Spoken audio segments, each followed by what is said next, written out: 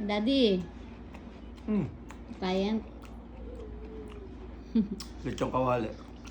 Hmm. Lechon kawali. Sipin mo na lechon kawali daw yan. Saka steak. Sarap. May bawal, di pa. Yeah. Kasi, Kung hindi, titigilan mo na. yung calorie deficit, mami, hindi siya habang buhay. Pag na-meet mo na yung ano mo, diba? Pag na-meet mo na yung gusto mong payat, nawala na yung mga parts mo, May maintain na lang. hindayin ka na. Doon ka na mag-bulk kumain. Healthy living. Ano yung tinetox? Ano yun? Detox. Nag-detox ka. Detox. Gusto ko lang mawala yung ganito ko eh. Kacham. Sabayan. Lahat meron sa Pasay. Ano? Ito ako nga gusto niya. Pero ngayon meron sa Pacific Woods. Piercing, tattoo, gano'n. Well,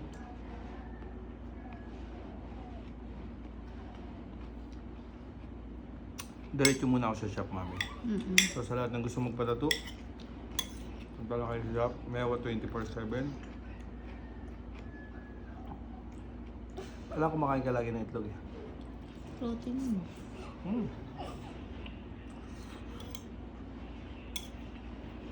Kung may pera naman kayo, bili kayo mga strawberry, mga berries. Yan. Pag wala, cucumber lang. Broccoli din. Ayun, ganyan. Ayan o. Nagkaroon na ng shape. Ayun, konti. May shape naman talaga yan. Bilog lang. Di ba, baby? Oo. Si baby kasi man yung magtanong. Kasi si baby ang laging pinaka-honest. Pero nag-aano sa akin yung tip, ano yun?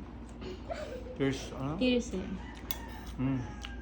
Yung tuturok ka. Pero gusto ko muna natural lang. Pag nagbigla ka kasi ng gano'n, tapos hindi ka pa sanay ng 16 hours, may hilo ka daw eh. Ayaga? Oo, kasi ito doon, yung pag nagbigla ka, no, kasi hindi ka makakain, parang mabibigla ka, may hilo ka doon. Sa akin, Ikaw na, magkano pag kayo? 16 ka. Omad.